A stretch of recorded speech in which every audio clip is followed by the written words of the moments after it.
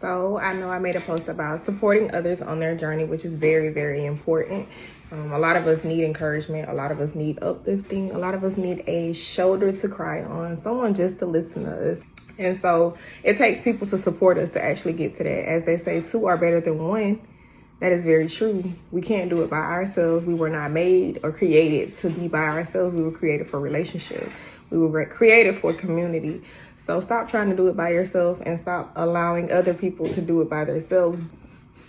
But in order for us to get to the place where we can support others, we have to take care of ourselves. We have to put ourselves in a position to where we're able to support others. How do we do that? We have to become more self-aware of ourselves. We have to nurture our emotions, our spiritual, our physical. We got to nurture our bodies all together, because you cannot pour from an empty cup. You cannot give from exhaustion. You cannot do anything effectively if you are not taking care of yourselves.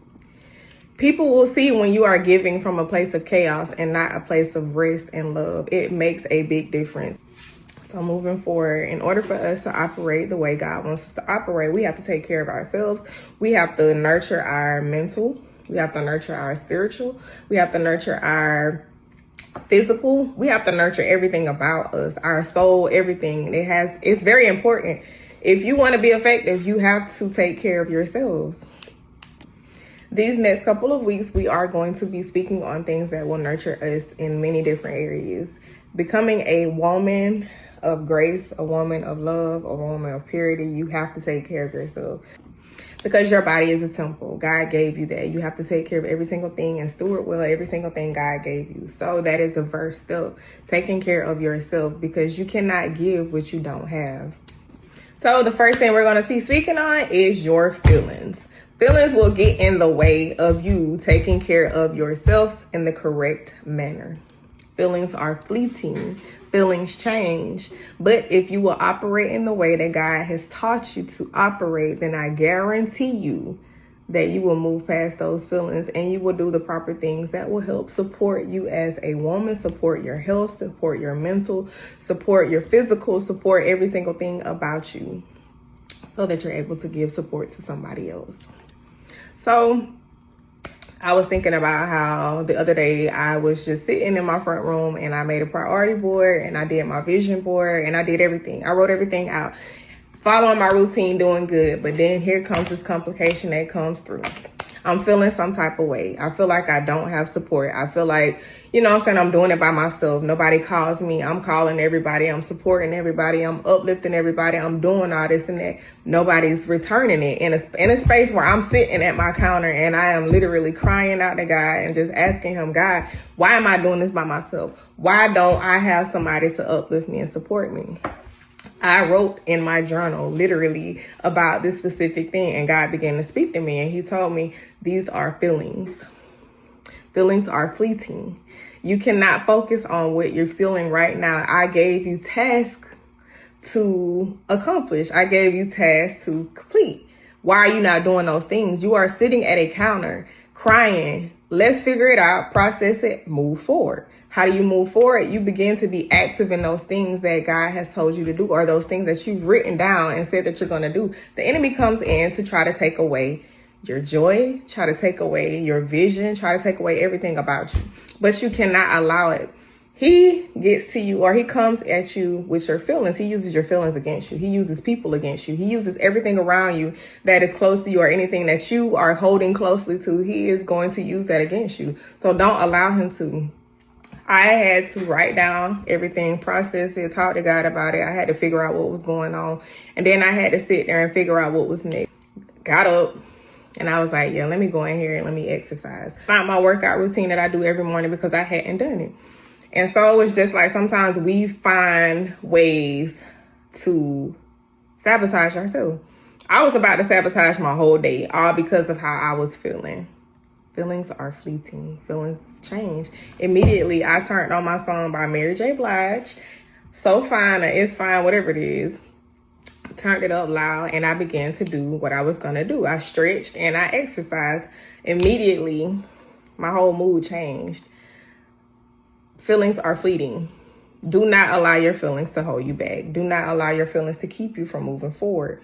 A lot of things that we are supposed to be doing, exercising, writing, walking, taking care of ourselves, certain things like that, we will neglect when life starts hitting. We will neglect when when chaos start hitting. But you can't allow yourself to get stuck there. You got to move forward. You got to do what you need to do.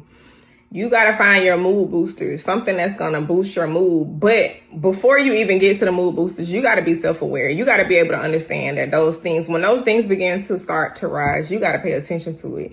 Whenever you start paying attention to yourself, whenever you see something, you got to be able to recognize it, and you got to start to shut it down immediately. Me personally, I write a lot. I journal a lot. And so I write my feelings down, and I'm very honest with God when it comes to it. I talk about specifically what's going on, specifics. When I say the specifics, I'm very specific, because I learned if you leave certain things out, you're not going to deal with it. So as I move forward, I write, I release it to God. Then I go and I find me some scriptures that back it up, research. I get in my Bible and I start reading scriptures, writing scriptures. I write them down, I read them. I begin to proclaim those things over my life. After I do that, start lightening up, because God started talking to me. And eventually after that, I find something to do. Something that is on my priority list, I am going to hit it right then. Being active, action, putting action to my faith. Faith shows the reality of what we hope for. It is the evidence of things we cannot see. So I cannot see me getting better in that moment, but by my faith, by me moving forward and moving towards the things that I do not see, that is when faith starts to kick in.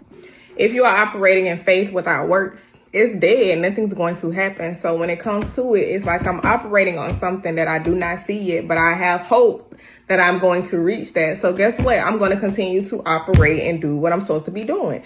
I'm going to be checking things off, whatever it is. And it's not even about a checklist, but it's about actually operating in the manner that you need to be operating. Doing what you need to do. As they say, doing the work. The work should not be exhausting. So faith without works is dead. So I put action into what I'm believing. I'm believing God to heal me. I'm believing God to help me to get past this feeling. So what am I going to do? I am going to do something that's going to boost my mood. Anything. You got to figure out what helps you boost your mood. You got to figure out what works for you, because what works for me is not going to work for you. Because me, I like to get in the kitchen and cook. I like to clean up. I like to go outside and run. I like to exercise. I like to stretch. I like to do whatever it is that's going to help me get in a better position, in a better place. So whatever it is that you need to do for yourself, get there. Clean up your bad habits. You know what your bad habits are.